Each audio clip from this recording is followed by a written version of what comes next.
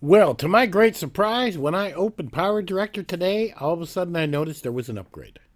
And I was amazed. I was like, no friggin' way. I noticed the upgrade for the PhotoDirector. And when I clicked to see what it was, I just about fell off my chair. Notice Canon CR3 RAW files. Do you know for over 6 months they gave me every excuse why they couldn't edit that file? Because I own an EOS R.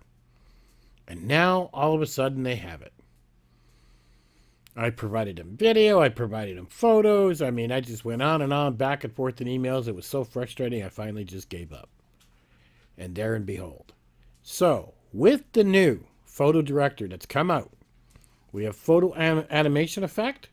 We have a dispersion effect. And it edits Canon CR3 RAW file support, which is done with the EOS R. So that's good news. Now, will I be using it? I don't know. I mean, I did buy another program because they took so long. So I will try it though, and we'll see how that goes. And I have an example here of you guys so you can actually see it actually editing CR3 files. So it does do it. So here I am in PhotoDirector, and these are actually CR3 RAW files taken directly from my EOS R. Actually took these pictures today. The speed is pretty good. The auto choosing the colors is pretty good. That's an earthworm. It really turned out well. You see how it's loading there, and then it kind of goes. And I've got 2 or 3 programs in the background running. So this thing should be crawling pretty good. But it's not doing too bad. So now I can actually go ahead and edit these and play around with this more. I mean, it's pretty much set dormant on my computer. I really wasn't using it.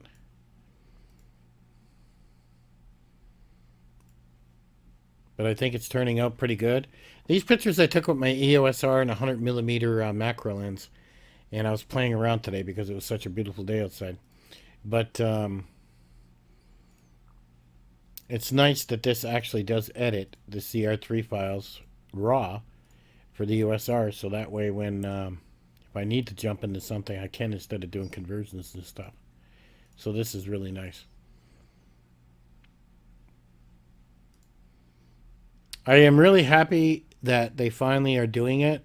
I just wish they would have done it a long time ago because I had to buy another program to do it and I would have saved some money.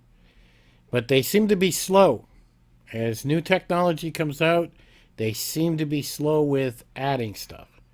And that's the sad part. I mean, I really believe they need to step up their game and start catching up with as technology is released. I mean, the new Canon camera that's going to be out soon, the R5, which I'm really considering on buying, it's going to do 8K video. I doubt very much PowerDirector will be able to handle it. But time will tell and we will see. But it does do raw R3 files for the Canon EOS R with no problem. So even PowerDirector has an upgrade with this, not just PhotoDirector. PowerDirector has an upgrade of a new tool title reveal mask in the title designer. I'll have to check that out. 19 new distortion transitions. I never used them that much, but it would be kind of interesting to see what they are. 8 new glitch transitions. Now that has been needed for a long time. So maybe doing glitches, that people really like that when they do that fancy squiggly on the screen. That's something people are probably going to use a lot of. 3 new geometric transitions.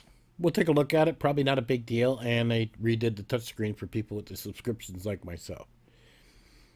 Why don't I see the Gopro Fix? Hello, PowerDirector. Hello, can you hear me?